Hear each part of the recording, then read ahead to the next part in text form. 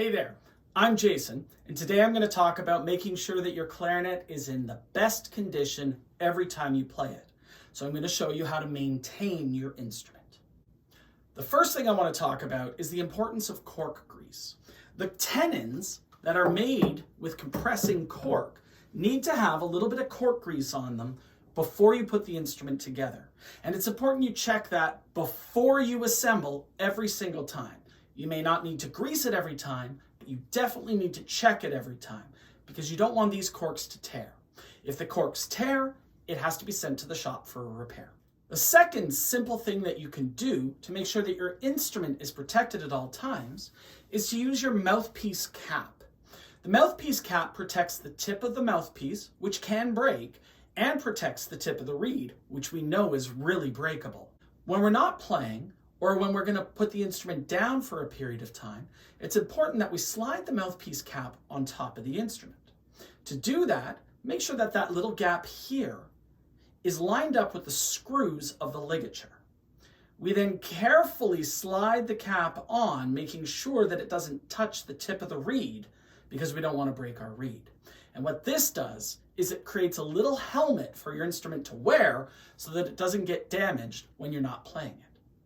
When you're done playing your instrument, every single time, it's important to swab the inside of the instrument.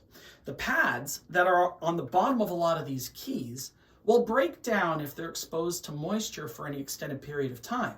So we remove that moisture from the instrument as we disassemble it.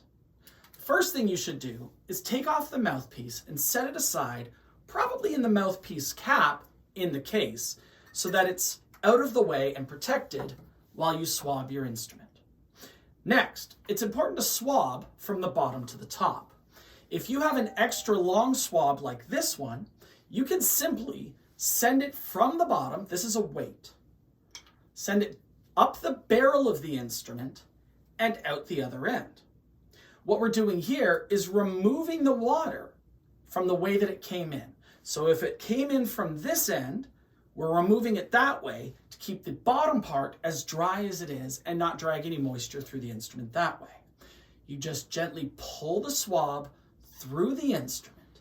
It should not require any strength to do that. And if it ever gets caught in there, make sure you ask your teacher for help. Send it through a couple of times to ensure that you get as much moisture as possible, and then you can disassemble your instrument and put it away. There's one more important thing to do to maintain your instrument. The clarinet has so many moving parts on it, and those moving parts are held together with tiny, tiny screws. And despite the size, they can be expensive to replace if they fall out and get lost. So what you want to do is just do a visual inspection of your instrument whenever you put it together. Take a look at the top of the instrument here and here, the back of the instrument all along here, and then all of these rods down here and the keys there. If you do notice that some of those screws are loose, a set of eyeglass screwdrivers should do the job to just tighten them enough to get them back into the socket fully. Don't over tighten them, just make sure that they're back in and keep an eye on that screw every time that you assemble your instrument. Please note, there's one special screw on the instrument that you probably shouldn't mess with. It's located right here at the top of where your left hand would be. That is known as a balance screw. The further you put it in, the higher it's going to lift one of the keys.